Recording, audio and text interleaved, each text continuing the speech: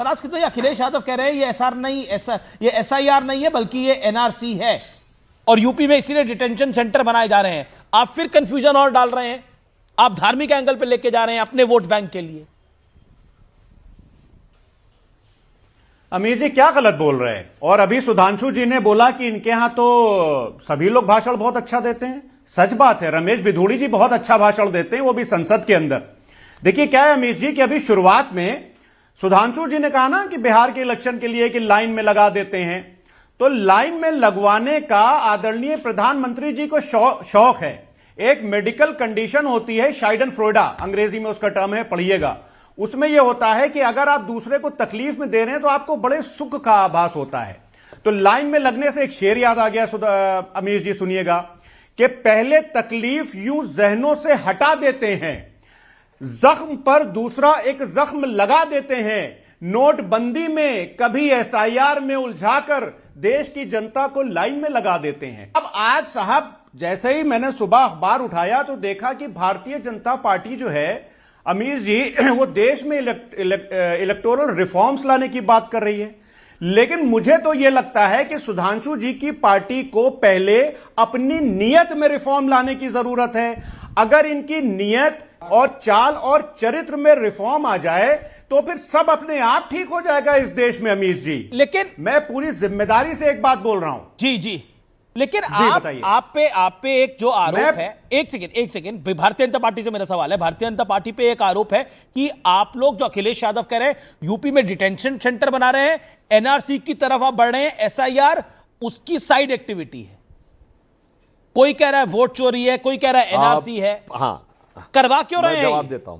पहले फैराज भाई ने जो कविता सुनाई ना, सबको लाइन में लगा देते हैं, वो हुआ था सितंबर 2016 और वो दर्द समझा जा सकता है। फरवरी 2017 में आप अपनी सबसे बुरी पराजय देखे थे, हम 325 सीट आए थे। तो आगे कह रहा हूं, लाइन में लगा देते हैं और लाइन वाले जाकर आपको सरकार से हटा देते हैं, हटा ही नहीं देते हैं, एकदम मिट्टी में मिला देते हैं, जैसा आपने आज तक कभी नहीं देखा था उस मुकाम तक पहुंचा देते हैं। खैर, अब हम इसके ऊपर आते हैं, डिटेंशन सेंटर।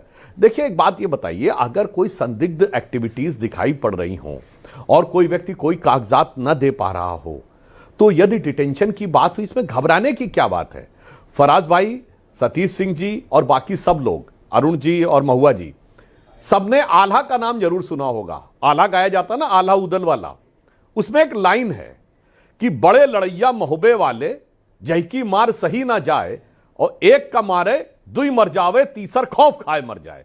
मुझे वही लग रहा है भाई। कार्रवाई कर रहा है चुनाव आयोग, डिटेंशन सेंटर में जा रहे हैं, घुसपैठिए। ये खौफ जो है अखिलेश जी को क्यों हो रहा है, अब समझ में आ रहा है। एक का मारे दुई मर जावे, तीसर खौफ खाए मर जाए। अब खौफ से ममता बनर्जी जी खौफ ज़दा है, खौफ से अखिलेश जी है। मेरे भाई, कार्रवाई चुनाव आयोग प्रॉब्लम घुसपैठियों को हो रही है और दिल में दर्द आपके क्यों हो रहा है? अगर घुसपैठिए जाते हैं देश से बाहर तो अच्छा ही है, डिटेंशन सेंटर में घुसपैठिए जाएंगे, देश के नागरिक थोड़ी जाएंगे। परास्कित भाई, घबरा आप क्यों रहे हैं? देखिए अमीर जी, मैं सुधांशु जी की बात से बिल्कुल सहमत हूं कि बड़ा खौफ का माहौल है इस देश में। किसानों के ऊपर जब जीप चढ़ा करके उनकी हत्या की जाती है तो किसानों के अंदर खौफ तो होता है, और जब किसान खेत में आत्महत्या कर लेता है तब भी किसानों को घुसपैठियों के खौफ की बात कर रहे हैं। जब एक सुनिए, अरे नहीं, ये पूरी ये हम बाकी भी खौफ बता रहे हैं जो इस देश में हैं। और एक 16 साल की बच्ची जब उस अपनी फीस नहीं जमा कर पाती है उत्तर प्रदेश में स्कूल में और वो फांसी लगा करके आत्महत्या कर लेती है, तो उसमें भी खौफ होता है। देखिए क्या है कि इलेक्टोरल रिफॉर्म्स की जहां तक अमीर, अब आप देखिए आप अपने मुद्दे से कैसे भटक गए। आप अब इलेक्टोरल रिफॉर्म्स पे आ गए। अब बात, मैंने तो अखिलेश जी के पॉइंट से पॉइंट उठाया और बीजेपी से सवाल पूछा, उन्होंने जवाब दिया, आपने मुद्दे को बदल दिया। यही प्रॉब्लम है, आप एक मुद्दे पे टिकते नहीं है। कभी कहते थे ईवीएम खराब है, अब कहते हैं, अब कह रहे SIR में दिक्कत है, फिर कहते हैं वोट चोरी हो रही है, अब कह रहे हैं NRC हो रहा है। हो क्या रहा है असल में? हो ये रहा है कि काम नहीं हो रहा है, हो ये रहा है कि मेहनत नहीं हो रही है, इसीलिए रिजल्ट नहीं आ रहा है। आपके लिए नहीं, मैं कह रहा, आपके लिए नहीं कह रहा। आपने लोकसभा में मेहनत करी, आपको उसका रिजल्ट आता हुआ दिखा। बीजेपी की कम सीटें आई उत्तर प्रदेश के अंदर, लेकिन फिर बीजेपी ने पलट के मेहनत करी महाराष्ट्र में, जहां उसकी कम सीटें आई थी, बीजेपी की ज्यादा सीटें आई। जहां हरियाणा के अंदर बीजेपी को 50% सीटों का नुकसान हुआ था, डबल मेहनत करी बीजेपी को, वहां पर जीत हासिल हो गई। और दिल्ली के अंदर जहां केजरीवाल कहते थे इस जन्म में तो मोदी मुझे नहीं हरा सकता, वो केजरीवाल भी हार गए। बिहार के अंदर आपके पास मुद्दों का कंफ्यूजन था, अलायंस का कंफ्यूजन था, उसकी मार पड़ी। तो मेरा वही मामला है, ये जो डिबेट में हुआ, एक लाइन से आप भटकते रहते हैं, उस लाइन पर नहीं चलते, उसी का नुकसान है फराज किदवई। ये देश की जनता, ये व्यूअर समझता है सब कुछ।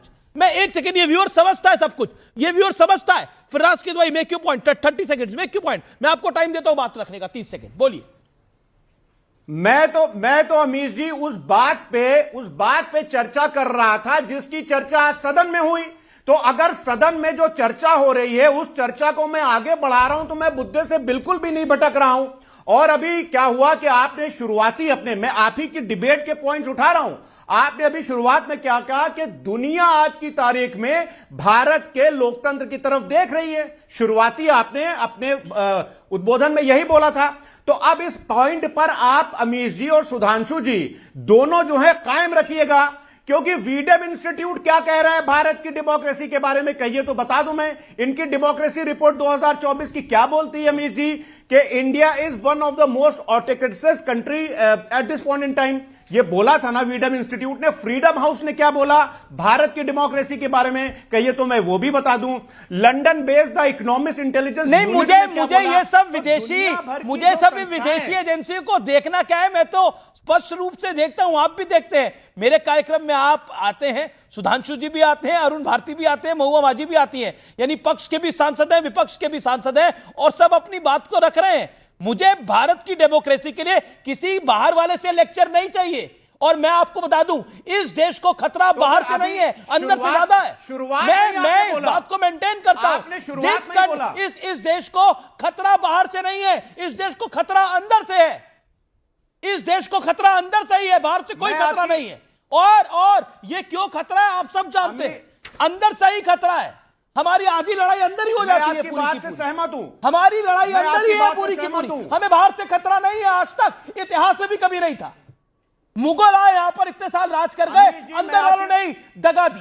अंग्रेज आए यहां पर, राज करके गए 200 साल, अंदर वालों ने ही दगा दी। इसलिए मेरा निवेदन है, कम से कम आप लोग एक फ्रंट पर रहिए। कई मुद्दों पर आप रहते हैं, इस देश का विपक्ष भी रहता है, जो कि उसकी महानता है। ओके, मैं अरुण भारती का रुख करता हूं। अरुण भारती वेट कर रहे हैं। अरुण भारती, इस देश का लोकतंत्र तबाह हो चुका है, ऑपोजिशन का यह चार्ज है, योर स्टेटमेंट, आपका 40 सेकंड का जवाब।